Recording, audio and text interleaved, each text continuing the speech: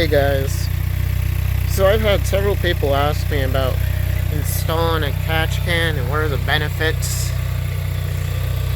As you can see, I've got one installed. It's not Mishimoto or anything, it's one off of Amazon. It was like 20-30 bucks, and I followed a forum post on the Cruze forums on how I basically hosed it. I changed it up a bit and chose it, but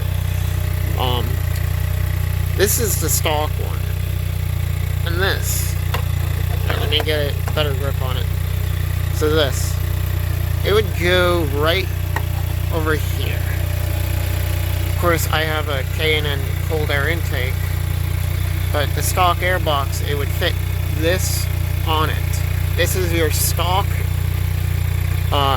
basically your stock catch can. And in my opinion, it doesn't do a good job, especially if you're BNR tuned. And so, what I did is I took this cover off. It's pretty simple. There's that, and then you have to remove that, and then it pops right up.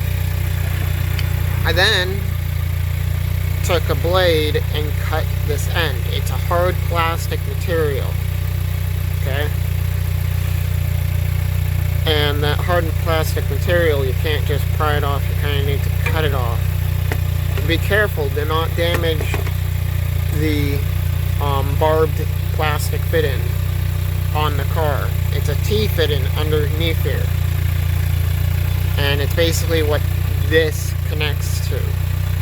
You cut that off, you get some, I think this is 5/16. Hold on. The 12.7 millimeter PCV PCV hose, and I got about, I think, 12 feet. I had extra. It's always to have some extra, and then I drilled it right into the back here and mounted it. You don't have to mount it here. I recommend it. It allows for the PCV system to be having to work against gravity here. And that way it's harder for it to go back up, but it still allows the crankcase to ventilate into the intake as it should. As you can see, this is what's gets caught up in there. I need to clean up mine. It's been pretty nasty. But yeah. Now, whether or not you need one, I still recommend, if you have a BNR tuned car, to use it. Other questions I've had were, what about it in the cold? How often do you empty it? I typically empty it once a month. And in the cold up here, I mean, it's currently 20 degrees outside, and that's why my car is running, to warm it up before my drive. But I do recommend you clean it out often, because you will notice it bog down if it starts to get too full, because it's sucking in that water and oil mixture in there. It's going to mostly be water, like 90% water, maybe 10 or less percent oil and other debris, like a little bit of gas. You will smell some gas in it. It's normal. But I hope that cleared it up for everyone, so they have a good idea whether or not you need a catch can or not. If anyone has questions, just comment down below. Let me know. I'm in the Cruze groups on Facebook, so shoot me a message there. But I'm making this to show everyone basically how I did it, and you don't have to follow it the same way. say if you have the stock airbox, you could get a brass fitting from Home Depot that will fit inside there, like similar like this, how this just goes right into the intake. I did it like this, so I use the rubber hose that came with the Canon intake. It works well. I couldn't widen up the end too much because of how stiff this hosing is. I probably should have gotten like something a little bit thinner, or got a different size for the outlet side. But, you know, it works. Prevents all that water and stuff. I mean, I haven't seen any oil or evidence of the PCV system coating the intake and charge pipes with oil, and same as the throttle body.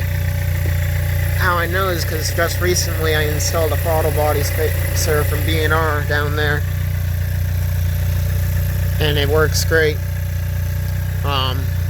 But I didn't see any oil, and I've been running this since October of last year, and it seems to be working. And the other benefits is that if you have less oil and less water from your PCV going in, the octane rating will still stay high. I run 93 in here, I'm tuned for that.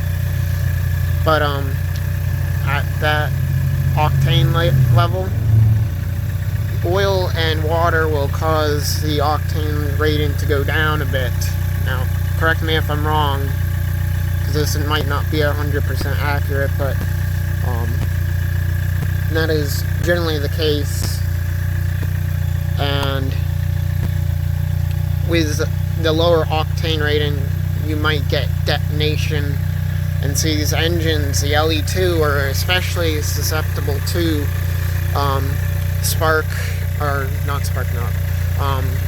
LSPI, or super knock, as some people call it, because it's a 1.4 liter small displacement direct injected motor.